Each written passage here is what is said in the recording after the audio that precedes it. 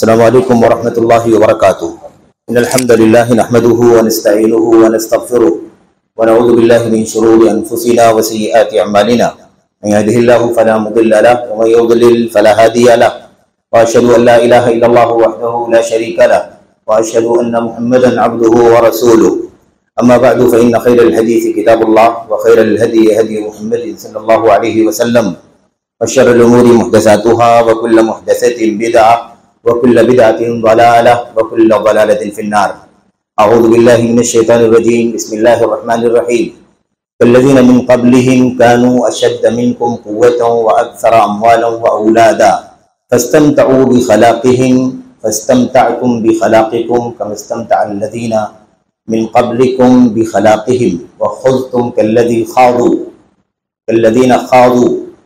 أولئك حبطت أعمالهم في الدنيا والآخرة وَأُولَئِكَ هُمُ الْخَاسِرُونَ.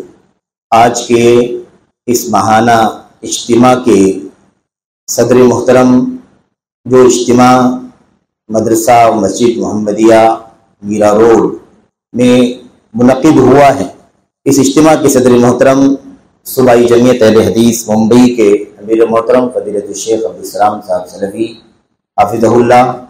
اسی طرح سے اس اجتماع کے نگراں فضیلت الشیخ محمد ہارون خان صاحب محمدی، ناظم محترم، خطباء کرام میں سے برادر گرامی فضیلت الشیخ سرفراز فیضی حفظہ اللہ، مسجد میں موجود تمام تر علماء، فضلاء، دعات، مبلغین، تمام تر بزرگوں، نوجوان دوستوں، قابل احترام ماں اور بہنوں، عزیز بچوں، آج کے اس اجتماع میں چند باتیں جو آپ کے سامنے رکھنی ہیں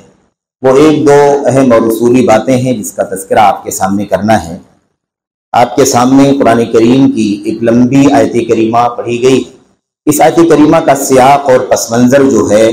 وہ دراصل پچھلی قوموں کا ہے. پچھلی قومیں جنہیں اللہ تبارک و تعالیٰ نے ان کے کفر کی وجہ سے، ان کے شرک کی وجہ سے، ان کی بدعقیدگی اور اللہ تبارک و تعالیٰ کے حکم سے اعراض کرنے کی وجہ سے ہلاک کیا، برباد کیا. اس پس منظر میں اللہ تبارک و تعالیٰ فرماتا ہے کالذین من قبلہم کانوا اشد منکم قوۃ واکثر اموالا واولادا. اصل میں یہ آیت کریمہ اور اس کا ترجمہ آپ کے سامنے ابھی کیا جائے گا.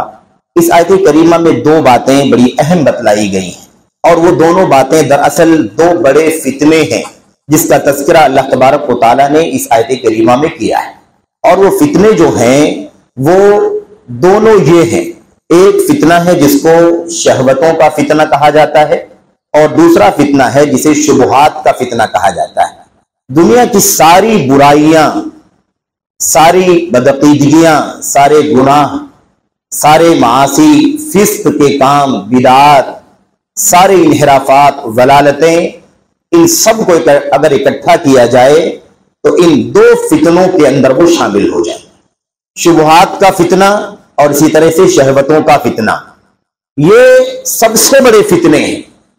اور ان فتنوں میں سارے فتنے شامل ہیں. اگر ایک شخص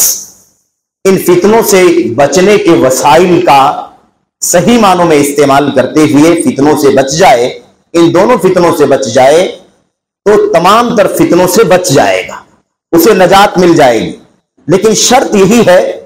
کہ ان دونوں فتنوں کو ہم اپنی زندگیوں میں سمجھیں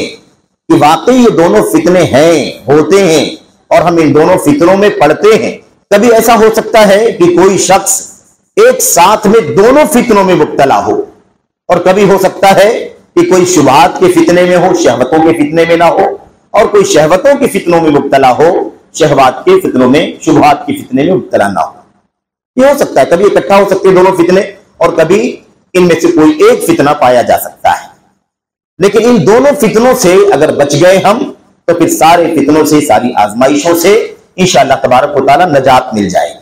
یہ دونوں فتنے کیا ہیں اور یہ کیوں نازک ہیں، کیوں خطرناک ہیں، اور اللہ تبارک و تعالیٰ نے کیسے ان دونوں فتنوں کا تذکرہ اس آیت کریمہ میں کیا ہے. یہ سورہ توبہ کی آیت کریمہ ہے، آیت نمبر 69. اس آیت کریمہ میں اللہ تبارک و تعالیٰ فرماتا ہے کالذین من قبلکم کانوا اشد منکم قوۃ واکثر اموالا واولادا. تم لوگوں کی یہ حالت ہے جو تم لوگ کر رہے ہو،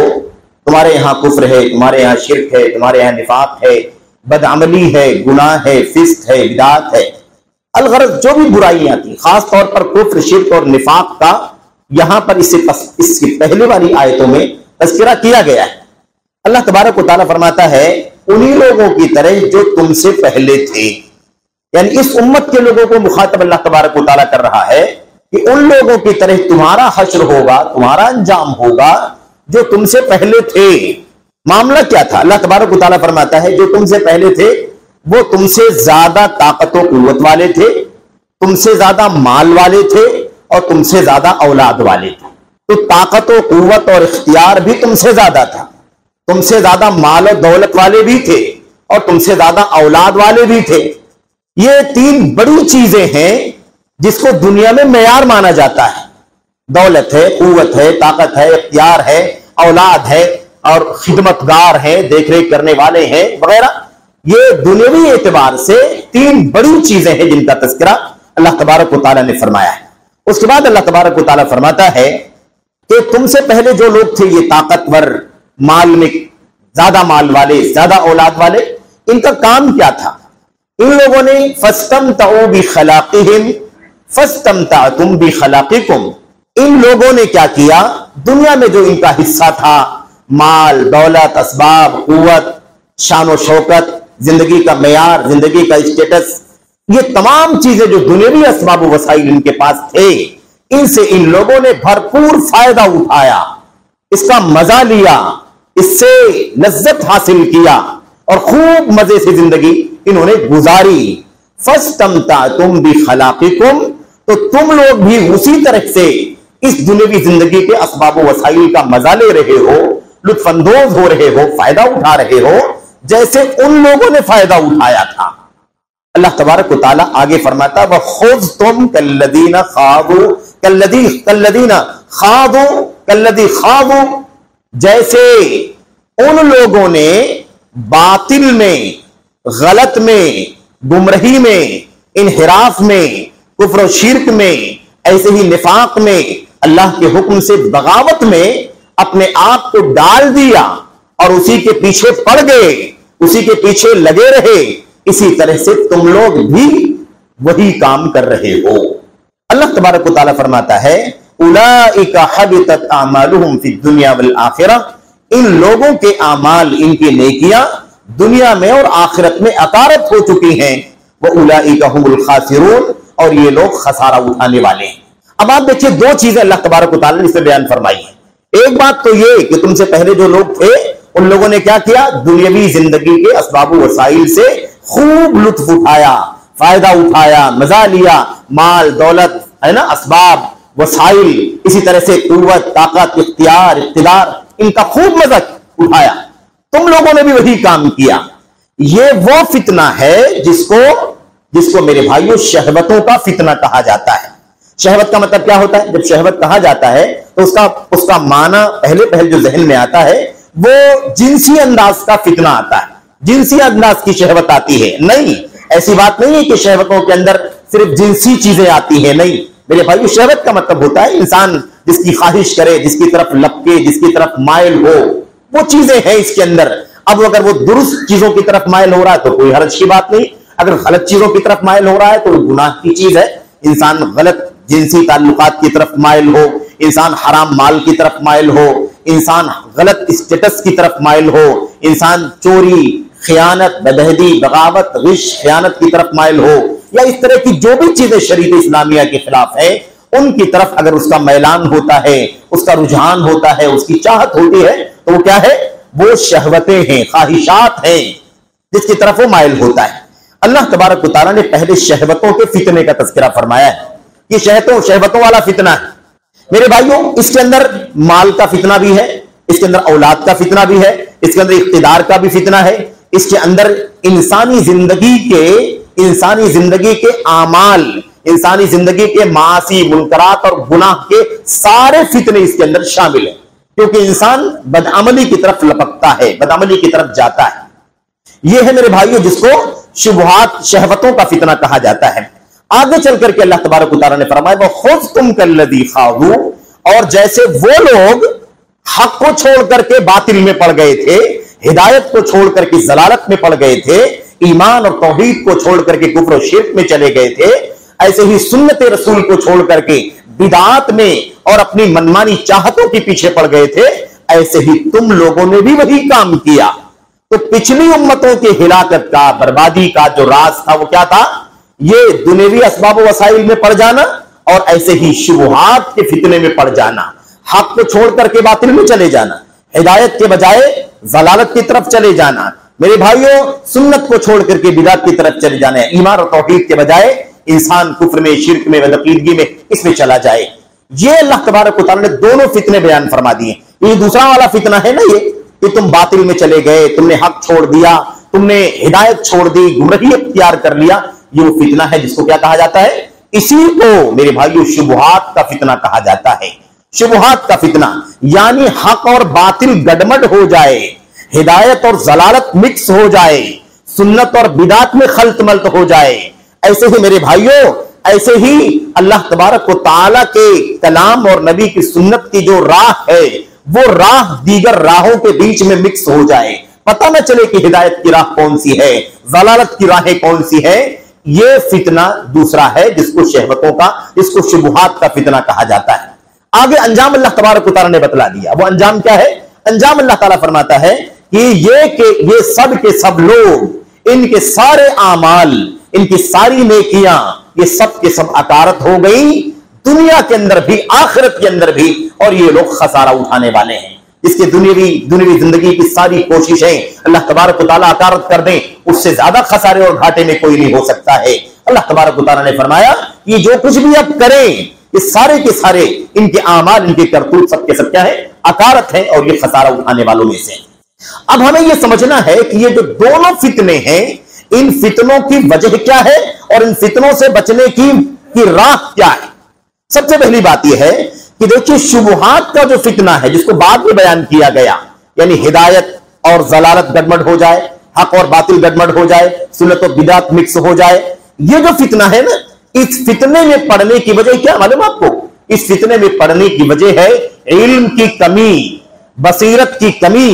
جہالت، کتاب و سنت کے علم سے ناآشنائی۔ یہ سب سے بڑی وجہ ہے میرے بھائیوں کہ جب آدمی کتاب اللہ کا علم نہ رکھتا ہو، سنت رسول کا علم نہ رکھتا ہو، امت کے سلف صحابہ کرام کی سیرت اور ان کی زندگی کا علم نہ رکھتا ہو، تو ایسی صورت میں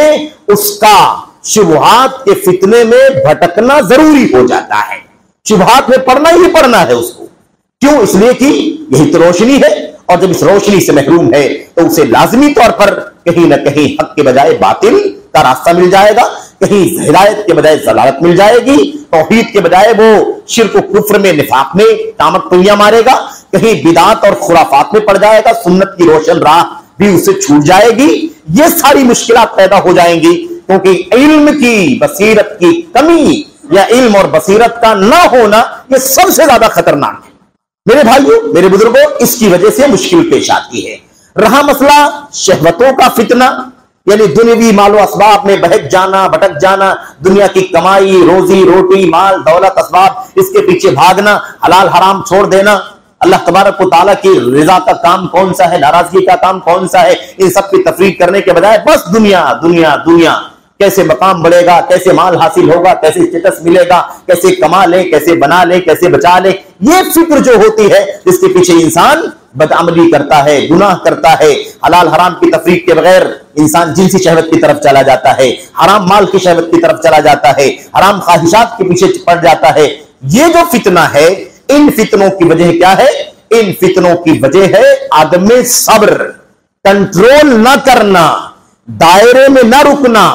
کسی ضابطے کے پکی پابندی نہ کرنا، حلال کیا ہے اسے نہ جاننا، حرام کیا ہے اسے نہ جاننا، جائز ناجائز کی تعلیمات جو اسلام کے اندر ہیں اس کا علم اس کے پاس نہ ہو، تو ایسی صورت میں انسان پھر صبر نہیں کر پاتا ہے، انسان پھر کنٹرول سے باہر ہو جاتا ہے، صرف اس کی چاہت ہوتی ہے کہ کیسے وہ حاصل کر لے، کیسے وہ کما لے، کیسے وہ بنا لے، بس یہ دو چیزیں ہیں۔ اس کی وجہ سے تو آپ دیکھیں کہ ان دونوں فتنوں کی بنیادی وجہ کیا ہے؟ پہلے فتنے کی وجہ ہے علم کی کمی، بصیرت کی کمی یا جہالت، لا علمی، اور دوسرے کی وجہ ہے صبر نہ کرنا، کنٹرول نہ کرنا۔ اور یہ چیز اس وقت اور زیادہ بڑھ جاتی ہے جب اس کے ساتھ یعنی صبر نہ ہونے کے ساتھ ساتھ کیا ہو جائے، انسان خواہشات نفسانی، ہوائے نفس اس کے اوپر غالب ہو جائے، ہوائے نفس کا وہ غلام بن جائے، اس کی خواہشات اس کا مالک بن جائے اور وہ اپنی خواہشات کا غلام بن جائے، تو ایسی صورت میں ابن قیم رحمت اللہ علیہ فرماتے ہیں کہ پھر اس کی برائیاں بیان کرتے کرتے تھک جاؤ گے، لیکن تم تھک جاؤ گے، اس کی برائیوں کا خاتمہ نہیں کر پاؤ گے، کتنی برائیوں مبتلا ہو جائے گا، کتنے گناہوں میں ملوث ہو جائے گا، کچھ نہیں کہا جا سکتا۔ تو یہ بڑا خطرناک مسئلہ، یہ دو فتنے ہیں اور یہی سارے کے سارے فتنوں کی جڑیں ہیں، تمام فتنوں کی اساس اور بنیاد یہی دونوں فتنے ہیں۔ میرے بھائیوں، امام ابن قیم رحمت اللہ علیہ فرماتے ہیں اب ان دونوں فتنوں سے بچنے کا راستہ کیا ہے؟ شہوتوں کا فتنہ جو ہے، شہوتوں کا فتنہ یعنی وہی دنیاوی اسباب کا فتنہ، ان فتنوں سے بچنے کا راستہ یہ ہے کہ انسان اللہ تبارک و تعالی کا تقوی اختیار کرتے ہوئے یہ سوچے کہ اسے دنیاوی زندگی میں ہمیشہ نہیں رہنا ہے، اللہ تبارک و تعالی نے اس کا ایک اجل مقرر کر رکھا ہے، اس اجل پر اس کی حاضری اللہ تعالی کے سامنے ہوگی، وہ اللہ کے سامنے پیش ہوگا، اللہ تبارک و تعالی اس سے حساب و کتاب لے گا، وہ ان لوگوں میں سے ہے جو مکلف بنائے گئے ہیں، یعنی انسان ہے وہ، جنات اور انسان کو اللہ نے مکلف بنایا ہے، جن کا حساب و کتاب ہوگا، جن سے باس پرس ہوگی، جن سے اللہ تبارک و تعالیٰ پوچھے گا، تو حیوانوں کی طرح سے زندگی نہیں گزارنا ہے بلکہ انسانوں کی طرح سے زندگی گزارنی ہے، اس احساس کے ساتھ، اس شعور کے ساتھ، اس خوف اور ڈر کے ساتھ کہ اللہ تبارک و تعالیٰ کے سامنے ہمیں جواب دہی کرنی پڑے گی۔ یہ فتنے سے بچنے کا سب سے بنیادی سبب اور بنیادی راستہ ہے۔ اور میرے بھائیوں، جو دوسرا فتنہ ہے شہوتوں کا فتنہ، ان شہوتوں کے فتنے کا ایک ہی حل ہے، وہ یہ ہے کہ انسان اللہ کی کتاب اور اللہ کے نبی محمد رسول اللہ صلی اللہ علیہ وسلم کی سنتوں کا اور امت کے سلف صالحین خیر القرون کا صحیح معنوں میں علم حاصل کرے، علم کی روشنی میں آ جائے گا، علم کی روشنی میں زندگی گزارے گا، تو اپنے آپ کو ہدایت کے بجائے ضلالت کے فتنے سے بچائے گا،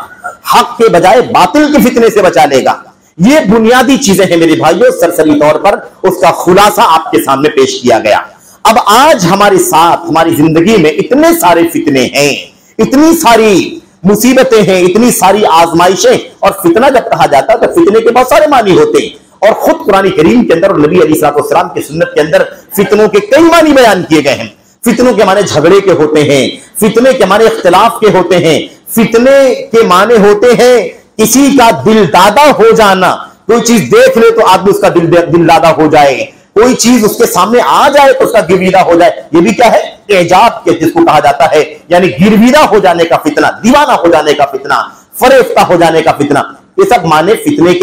فتنے کے سب معانی کتاب و سنت کے اندر موجود ہیں۔ لیکن یہاں اس مجلس میں اور اس طرح کی مجلسوں میں، اس طرح کے موضوعات کے ضمن میں جب فتنے کا لفظ استعمال کیا جاتا ہے تو اس کا مطلب یہ ہوتا ہے میرے بھائیوں کہ آدمی کا ایمان خطرے میں پڑ جائے، آدمی کا عقیدہ خطرے میں پڑ جائے، آدمی کی زندگی حلال و حرام کے دائرے میں نہ رہے بلکہ خطرے میں پڑ جائے، انسان حلال حرام کی تمیز کیے بغیر جس طرح سے چاہے جیسے چاہے زندگی گزارے، اور انسان اپنے عقیدے کا سودا کر بیٹھے، انسان اپنے ایمان کا سودا کر بیٹھے، انسان سنت کی زندگی نہ گزارے، بدعت میں پڑ جائے، انسان اپنی خواہشات کی غلامی کرنے لگے، کتاب و سنت کے دلائل کا پابند نہ رہ جائے۔ یہ معنی ہے میرے بھائیوں جب ہم فتنہ کہتے ہیں اس طرح کے مواقع پر، اس طرح کے معنی میں۔ بہرحال میرے بھائیوں، فتنوں کے حوالے سے ایسے تو بہت ساری باتیں ہیں، لیکن چند باتیں ہمیں اس اعتبار سے اس عنوان کے ضمن میں سمجھنا ہے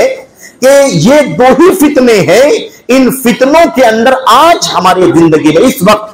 ہماری زندگی میں کتنی ساری آزمائشیں، کتنی سارے امتحانات ہیں جس سے ہم گزر رہے ہیں، اور خاص طور پر ہمارے سماج کا وہ طبقہ جو علم کی روشنی سے دور ہے یا علم کی روشنی کم ہے اس کے پاس، جو اہل علم سے کم وابستہ ہے، کتاب و سنت کے سچے علماء سے کم وابستہ ہے، ایسے ہی میرے بھائیوں عوام الناس کا وہ طبقہ جو آزادانہ طور پر دین کا علم حاصل کرنا چاہتا ہے، یا وہ طبقہ جو اپنی خواہشات کی غلامی کے پیچھے لگا ہوا ہے، جو اس کے من میں، جو اس کے جی میں اچھا لگتا ہے اسے وہ مان لیتا ہے، اور جو اس کے من میں نہیں اچھا لگتا وہ اسے نہیں مانتا ہے۔ تو یہ جو طبقات ہیں سماج کے، ان طبقوں کا مسئلہ میرے بھائیوں یہ ہے کہ اگر ہم اور آپ سروے کرنے بیٹھ جائیں تو ہمیں شبہات کے بہت سارے فتنے دکھائی دیں گے اور شہوتوں کے بہت سارے فتنے دکھائی دیں گے۔ مثال کے طور پر اگر ہم دیکھیں تو ہمیں اور آپ کو جو فتنے دکھائی دیں گے میرے بھائیوں، اس میں سے مثال کے طور پر جو مطلب شبہات کا نہیں بلکہ شہوتوں کا جو فتنہ ہے، اس فتنے کے اندر آپ کو دیکھیں بہت سارے لوگ اولاد کے فتنے میں مبتلا ہیں، بہت سارے لوگ عورتوں کے فتنے میں مبتلا ہیں، بہت سارے لوگ گمراہ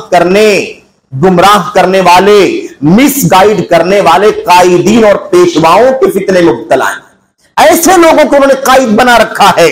جو صحیح معنوں میں کتاب و سنت کی تعلیم کے امین نہیں ہیں، بلکہ وہ سیادت کا حق نہیں رکھتے ہیں، وہ امت کو مس گائیڈ کر رہے ہیں، امت کو گمراہی کا راستہ دکھا رہے ہیں، امت کو کتاب و سنت کی تعلیمات سے وہ چاہے نہ چاہے، مانے نہ مانے، دور کر رہے ہیں۔ دعویٰ کچھ بھی ہو سکتا ہے لیکن حقیقی طور پر صحیح معنوں میں جو نتیجہ ہے وہ یہی ہے میرے بھائیوں۔ تو گمراہ کرنے والے پیشواؤں کا فتنہ ہے۔ ایسے ہی آپ دیکھ لیجئے میرے بھائیوں، میرے بزرگوں،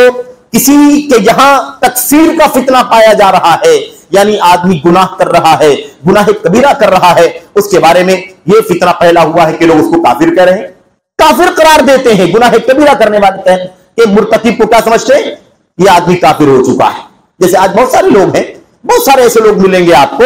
جو مملکت سعودی عرب میرے بھائیوں، جو روئے زمین پر واحد حکومت ہے کتاب اللہ کی، سنت رسول صلی اللہ علیہ وسلم کی اور امت کے سلف صالحین کے نقش قدم پر چلنے والی واحد حکومت ہے، اس کے حکمرانوں سے کوئی اگر گناہ کبیرہ سرزد ہو رہا ہے تو ان کا یہ کہنا ہے کہ یہ کافر ہو چکے ہیں، ان کے خلاف بغاوت کا جھنڈا بلند کرنا چاہیے۔ وہ زبان سے بھی یہ بات کرتے ہیں، قلم سے بھی بات کرتے ہیں اور اس سے بھی آگے بڑھ کر کے وہ حرکتیں کرتے ہیں۔ یہ فتنہ کیسا ہے میرے بھائیوں؟ یہ فتنہ بھی انہی فتنوں کے ضمن میں آتا ہے۔ ایسے ہی میرے بھائیوں، میرے بزرگوں، بہت سارے اور بھی فتنے ہیں جن فتنوں کا تذکرہ اس سے پہلے بہت ساری مجلسوں میں آ چکا ہے اور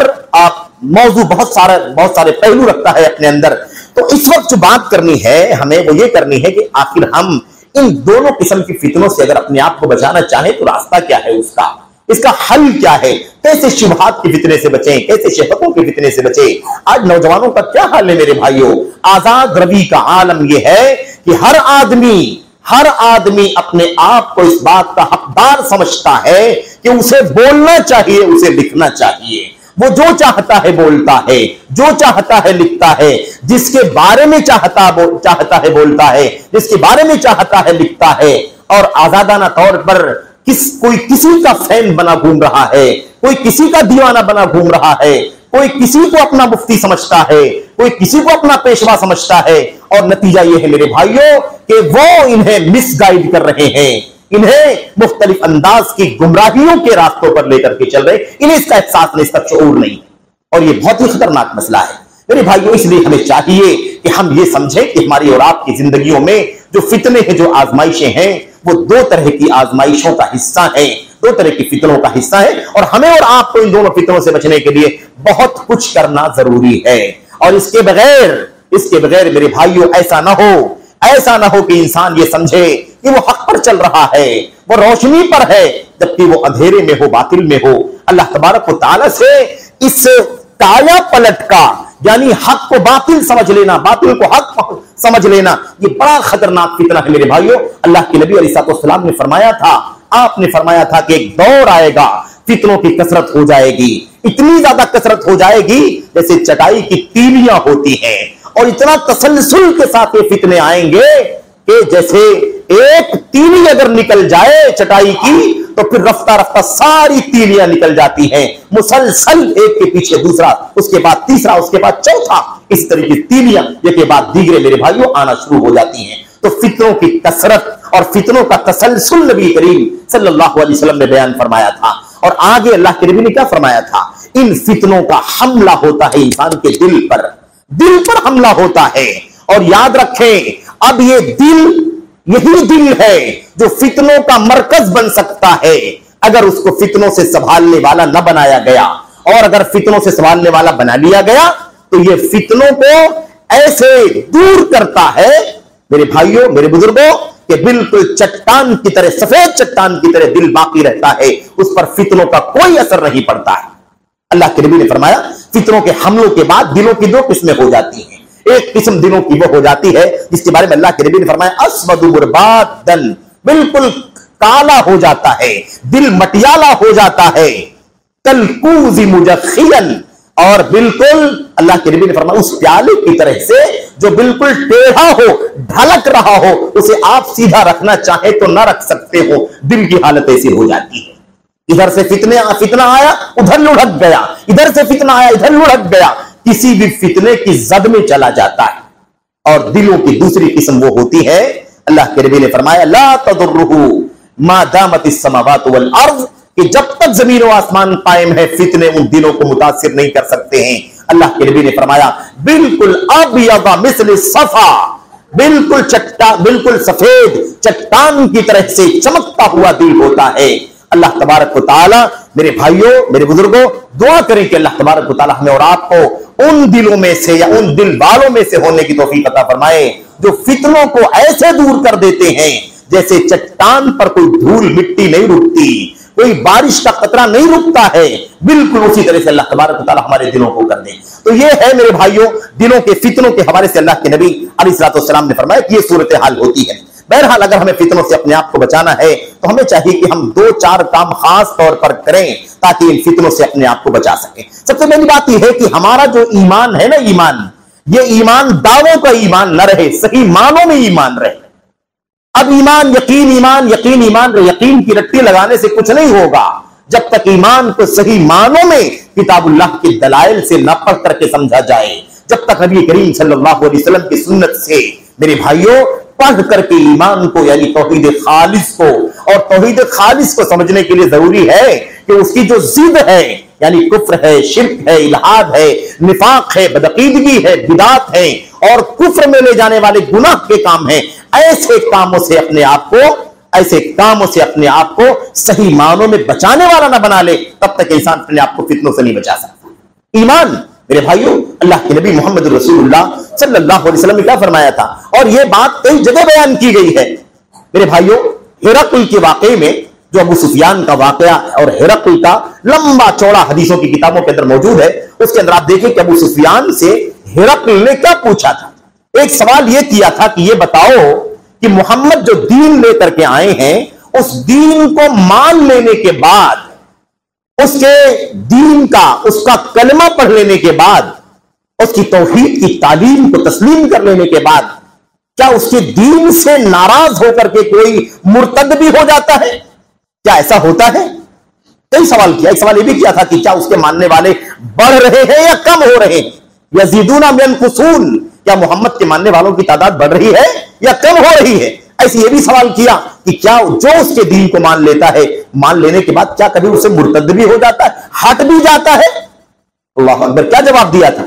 ابو سفیان کہتے ہیں کہ میں اگر چاہتا تو بہت کچھ بول سکتا تھا، لیکن میں حقیقت کے خلاف بولنے کی جرات نہ کر سکا، اور میں نے کہا کہ نہیں، جو ایک بار محمد کا کلمہ پڑھ لیتا ہے، توحید کا اعتراف کر لیتا ہے صحیح معنوں میں، وہ اس کے دین سے کبھی مرتد نہیں ہوتا ہے۔ کیا کہا تھا؟ ہرقل نے کہا وَكَذَلِكَ الْإِيمَانُ إِذَا خَالَطَتْ بَشَاشَتُهُ بَشَاشَةَ الْقَلْبِ، ایمان کا معاملہ ہی یہی ہے،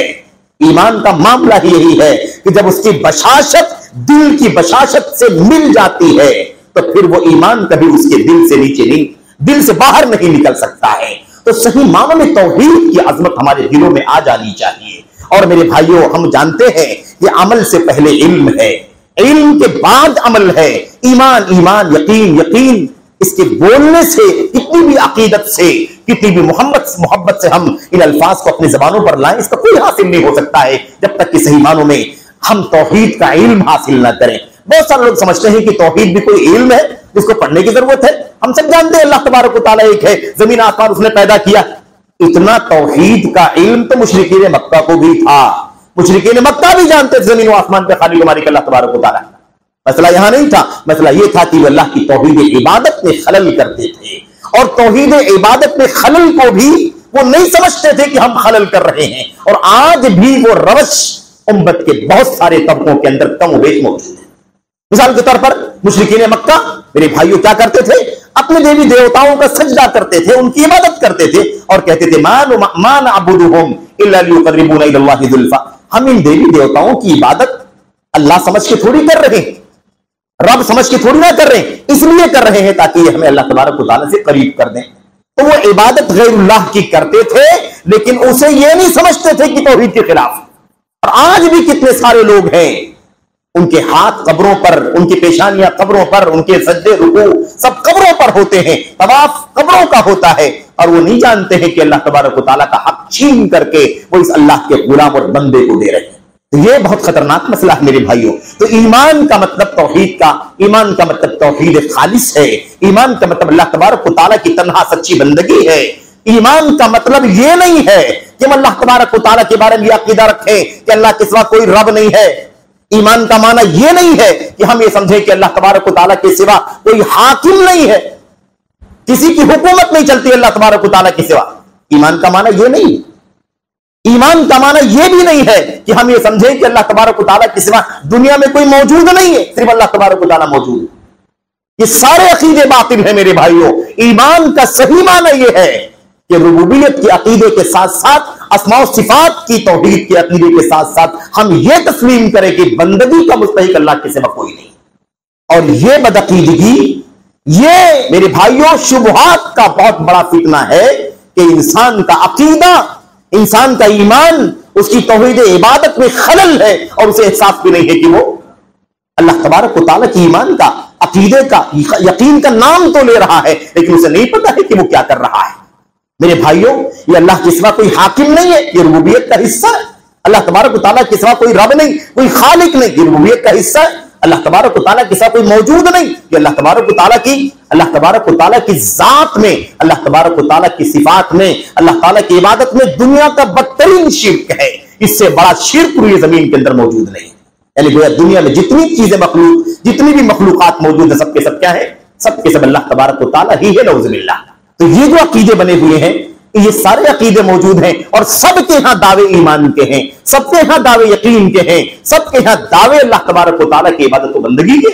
یہ کتنا خطرناک فتنہ ہے کہ انسان اپنے آپ کو جنت کا مستحق سمجھتا ہے، جبکہ اس کی توحید سلامت نہیں، اس کا ایمان سلامت نہیں ہے۔ تو ہمیں سب سے پہلے چاہیے کہ ہم کیا کریں؟ سب سے پہلے ہمیں چاہیے کہ ہم اللہ تبارک و تعالیٰ پر ایمان کا صحیح معنی، اس کا صحیح علم حاصل کریں، اور جن کے پاس توحید کا علم ہے ان سے علم حاصل کریں، جن کے پاس کتاب اللہ کا علم ہے، سنت رسول کا علم ہے، وہ توحید کا علم رکھتے ہیں، ان سے علم حاصل کریں، تب جا کر کے ہم کو آپ کو صحیح معنوں میں ایمان کا علم حاصل ہو سکتا ہے، اور صحیح معنوں میں ہم سچے ہو سکتے ہیں۔ اور اس کو سمجھنے کے لیے اتنا کافی ہے میرے بھائیوں کہ نبی کریم صلی اللہ علیہ وسلم کے ایک نہیں دسیوں حدیثیں آپ کو ملیں گی جس میں اللہ کے نبی علیہ السلام نے صرف ایمان نہیں کہا،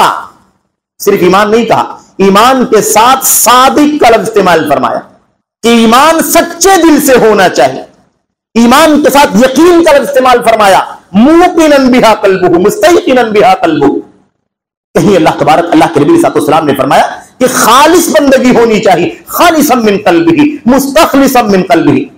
تو اللہ کے نبی علیہ السلام نے توحید کا معنی سمجھایا میرے بھائیوں کہ صرف دعویٰ اللہ کا نام، صرف دعویٰ اللہ تبارک و تعالیٰ کی ربوبیت کا نام یہ کافی نہیں ہے، یہ دل، اس کے اندر سچی توحید ہونی چاہیے، عبادت کی خالص توحید ہونی چاہیے، خالص بندگی ہونی چاہیے، اور اس کا عمل، اس کا اثر ہمارے عمل میں دکھائی دینا چاہیے۔ ایسے ہی میرے بھائیوں ہمیں چاہیے کہ ہم اگر اپنے آپ کو فتنوں سے بچانا چاہتے ہیں تو ہم اللہ کے نبی محمد الرسول اللہ صلی اللہ علیہ وسلم کی سچی سنتوں کو، اور جن کے سامنے سب سے پہلے وہ کلام اترا اللہ تبارک و تعالیٰ کا، جن کے سامنے سب سے پہلے نبی کریم صلی اللہ علیہ وسلم کی وہ قولی باتیں، وہ اعمال اور وہ تقاریر نبی کریم صلی اللہ علیہ وسلم کی آئیں، ان کی زندگی کو پڑھیں، ان کا مطالعہ کریں۔ ابھی آپ نے سیرت رسول کے حوالے سے، صحابہ کرام کی امت کے سلف کی زندگی کے حوالے سے بہت ساری باتیں سنی ہیں میرے بھائیوں، میرے بزرگوں۔ شیخ نے بتایا کہ آپ کو کہ اس کے بغیر انسان دین کو نہیں سمجھ سکتا ہے، اس کے بغیر انسان اپنے ایمان سے واقف نہیں ہو سکتا ہے۔ تو یہ دوسرا سب سے بڑا سبب اور ذریعہ ہے میرے بھائیوں، جس کے ذریعے سے ہم اور آپ اپنے آپ کو فتنوں سے بچا سکتے ہیں۔ شبہات کا فتنہ ہو، شہوات کا فتنہ ہو، بچانے کے لیے ہمارے لیے یہ سب سے زیادہ اہم اور بنیادی چیز ہے۔ ایسے ہی تیسرا جو کام ہے میرے بھائیوں وہ یہ ہے کہ ہم قرآن کریم سے اپنی وابستگی مضبوط کر دیں، قرآن کریم سے رشتہ مضبوط ہو، وہ رشتہ جو صحیح معنوں میں قرآن کریم سے رشتہ کہا جا سکتا ہے۔ وہ رشتہ کون سا ہے؟ قرآن کریم کو، اس کے الفاظ کی تلاوت کرنا، اس کو صحیح معنوں میں پڑھنا، صحیح انداز میں پڑھنا، اور پڑھنے کے ساتھ اس کے معنی کو سمجھنا، اس میں غور کرنا، اس میں تدبر کرنا، اس کے معانی کو سمجھنا، اس کے پیغام کو سمجھنا۔ کتاب اللہ کے سچے علماء جو ہیں، جن کے پاس تفسیر کا علم ہے، جن کے پاس قرآن کریم کے پیغام کو اور اس کے صحیح مشن کو سمجھنے کا علم ہے، ان کی میرے بھائیوں ان کی شاگردی اختیار کر کے اللہ کی کلام کو صحیح معنوں میں سمجھا جائے۔ ورنہ آج کل قرآن کریم کے ساتھ وابستگی اور جذباتی لگاؤ اور عقیدت و ارادت اور محبت کے نام پر قرآن کریم کا نام بار بار لینا، اسے جڑے رہنا، اس حوالے سے بہت ساری چیزیں ہمارے سماج میں دکھائی دیتی ہیں۔ میرے بھائیوں، درس قرآن تو بہت ہوتے ہیں، لیکن اس درس قرآن میں کون سا درس ہوتا ہے قرآن کریم کا، یہ بھی جاننے کی ضرورت ہے۔ عقیدت سے قرآن کریم کو پڑھنے سے میرے بھائیوں قرآن سے وابستگی نہیں ہو سکتی ہے۔ قرآن کریم کے پڑھنے کا ایک طریقہ وہ بھی چلا ہوا ہے آج کل، جو الفاظ اور معانی کو سمجھ کر کے قرآن کریم کے سمجھنے والے بن جاتے ہیں۔ یہ کون سا طریقہ ہے میرے بھائی؟ الفاظ کے معنی سمجھنے سے کوئی قرآن کریم سمجھ سکتا ہے؟ الفاظ کے معنی سے قرآن کے الفاظ کا معنی سمجھ سکتا ہے، لیکن قرآن کریم اللہ تبارک و تعالیٰ کا کلام ہے، کوئی ادب کی لٹریچر کی کتاب نہیں ہے کہ الفاظ کے معنی سمجھ گئے تو آپ نے سمجھ لیا۔ اللہ کا پیغام چھپا ہوا ہے، اللہ کے پیغام کو سمجھنے کے لیے اللہ کا کلام، اللہ کے پیغام کو سمجھنے کے لیے اللہ کے نبی کی سنت، اللہ کے پیغام کو سمجھنے کے لیے نبی کے صحابہ کا قول اور ان کے میرے بھائی فرمودات کو سمجھنا ضروری ہے، تب جا کر قرآن کریم سمجھ سکتے ہیں۔ ایسے ہی قرآن کریم کو پڑھنے والے، اس کی تلاوت کرنے والوں کا ایک طبقہ وہ بھی ہے جو اس کو پڑھتا ہے اور پڑھنے کے بعد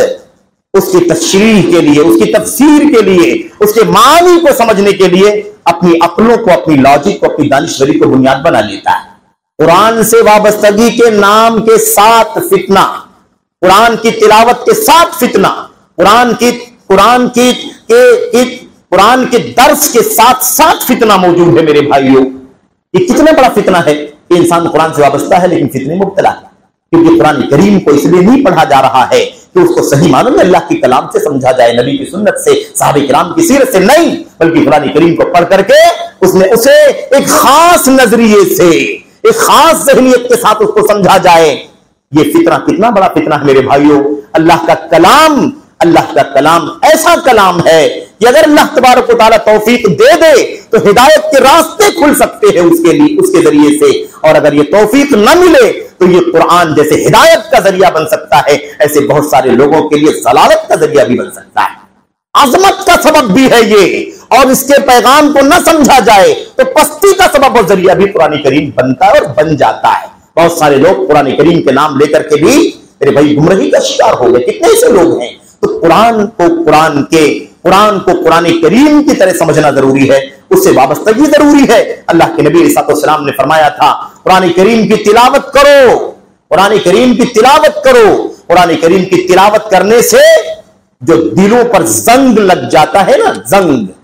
دل، میرے بھائی اللہ کے نبی نے کیا فرمایا؟ ان الایمان لا يخلق في جوف احدكم كما يخلق الثوب فتل القرآن يجدد الايمان في قلوبكم۔ اے لوگو، ایمان تمہارے دلوں میں ایسے ہی پرانا ہو جاتا ہے جیسے تمہارے کپڑے بوسیدہ ہو جاتے ہیں، جیسے تمہارے کپڑے بوسیدہ ہوتے ہیں نا، ایسے ہی دل کے اندر ایمان رہتا ہے لیکن بوسیدہ ہو جاتا ہے، پرانا ہو جاتا ہے۔ قرآن کریم پڑھو، اس کی لفظی تلاوت کرو، اس کی معنوی تلاوت کرو، اس کے پیغام کو سمجھو۔ یجدد الایمان فی قلوبکم، وہ تمہارے دلوں میں ایمان کی تجدید کر دے گا، ایمان کو رینیو کر دے گا تمہارے دلوں کے اندر، تم اپنے ایمان کو اپنے دل کے اندر بالکل تازہ محسوس کرو گے۔ ایسے ہی میرے بھائیوں ایک دو باتیں اور بھی عرض کر دوں۔ ہمیں چاہیے کہ ہم اگر فتنوں سے بچنا چاہتے ہیں تو ہمارا گہرا تعلق قرآن کریم کے اندر اور نبی کریم صلی اللہ علیہ وسلم کی سنتوں کے اندر جو انبیاء علیہ السلام کی سیرت بیان کی گئی ہے اس پر نظر ہونی چاہیے۔ کیسی کیسی آزمائشوں سے انبیاء گزرے، حضرت ابراہیم خلیل اللہ علیہ السلام، حضرت نوح علیہ السلام، حضرت موسیٰ علیہ السلام، حضرت یوسف علیہ السلام، حضرت عیسیٰ علیہ السلام، اور میرے بھائیوں ہمارے اور آپ کے نبی محمد رسول اللہ صلی اللہ علیہ وسلم پر کیسی کیسی آزمائشوں کا معاملہ پیش آیا۔ لیکن یاد رکھیں کہ انبیاء علیہ السلام کی سیرت اللہ تبارک و تعالیٰ نے قرآن کریم میں بیان فرمائی ہے۔ کیوں؟ تاکہ اس امت کے پیغمبر محمد رسول اللہ صلی اللہ علیہ وسلم ان کی سیرت سے عبرت حاصل کریں، ان کی سیرت کے نقش قدم پر چلے۔ اللہ تبارک و تعالیٰ کیا فرماتا ہے؟ فَبِهُدَاهُ مُقْتَدِي،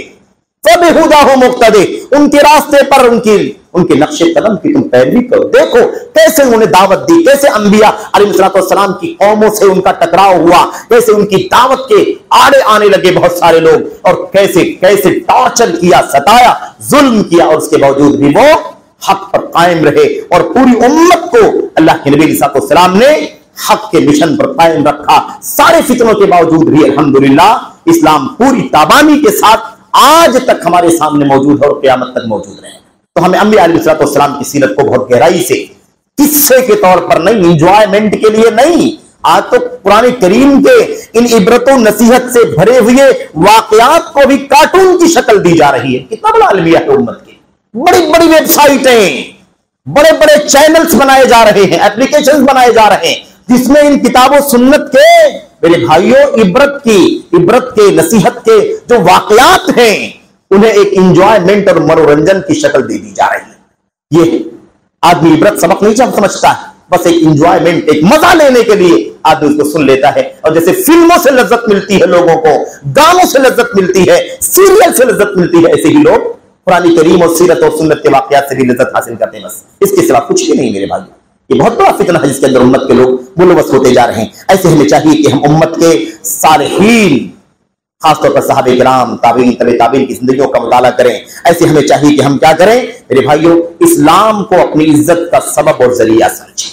سچے اسلام کو، حقیقی اسلام کو اپنی عزت کا سبب اور ذریعہ سمجھیں۔ اسلام میں عزت ہے، اور اسلام خالص اللہ کی کتاب میں ہے اور محمد رسول اللہ صلی اللہ علیہ وسلم کی سنت میں۔ جتنے فتنے دنیا کے اندر پھیلے ہوئے ہیں، صوفیت کا فتنہ اسلام سے ٹکراؤ ہے، عقلانیت کا فتنہ، اعتزال جدید کا فتنہ، سنت سے ٹکرا، میرے بھائیوں یہ آپ جان لیں اسلام سے ٹکرانے والا فتنہ ہے۔ ایسے ہی میرے بھائیوں تحریکیت کا جو فتنہ ہے وہ ٹکراؤ ہے پورے طور پر اسلام کی سچی تعلیمات سے۔ ایسے ہی میرے بھائیوں خارجیت کا فتنہ ہے، رافضیت کا فتنہ ہے، الحاد کا فتنہ ہے، اور ایسا ماحول بنتا جا رہا ہے، ایسا لگتا ہے کہ ارتداد کی ہوا چل رہی ہے، ارتداد کا طوفان چل رہا ہے، اور جس کو دیکھو ارتداد کا طوفان متاثر کیے جا رہا ہے۔ یہ ساری چیزیں اسلام کے خلاف ہیں، اسلام کے مقابل میں ہیں، اسلام سے ٹکرا رہی ہیں، اسلام کے آثار کو ختم کرنے کی کوشش کر رہی ہیں، جس میں یہ لوگ چل رہے ہیں۔ میرے بھائیوں، میرے بزرگوں، بہرحال اس طرح کی بہت ساری باتیں میرے بھائیوں۔ آخری بات یہ ہے کہ ہم اللہ تبارک و تعالیٰ سے فتنوں سے بچنے کے لیے دعا کریں، فتنوں سے بچنے کے لیے اللہ تبارک و تعالیٰ سے دعا کریں کہ اللہ تعالیٰ ہمیں فتنوں سے بچا۔ ان السعید لمن جنب الفتن، ان السعید لمن جنب الفتن، سعادت مند وہ ہے جسے اللہ تبارک و تعالیٰ کے فضل و کرم سے فتنوں سے بچا لیا جائے۔ اللہ کے نبی کہا کرتے تھے اللہم ان کنت اردت فتنۃ فاقبضنی الیک غیر مفتون، اللہ اگر تو نے کوئی فتنہ، کسی فتنے میں مبتلا کرنے کا ارادہ کیا ہے تو مجھے اس فتنے میں مبتلا ہونے سے پہلے دنیا سے اٹھا لے۔ تو اللہ سے دعا کرتے ہیں کہ اللہ تبارک و تعالیٰ ہمیں فتنوں سے بچنے کے اسباب اختیار کرنے کی توفیق عطا فرمائے، شبہات اور شہوات کی فتنوں سے بچنے کی توفیق عطا فرمائے۔ اللہ تبارک و تعالیٰ ہمیں علم کی روشنی میں آنے اور علماء سے وابستگی کی توفیق بخشے، آمین رب العالمین۔ وصلی اللہ وسلم وبارک علی نبینا محمد وعلی آلہ وصحبہ اجمعین۔ السلام علیکم ورحمۃ اللہ وبرکاتہ۔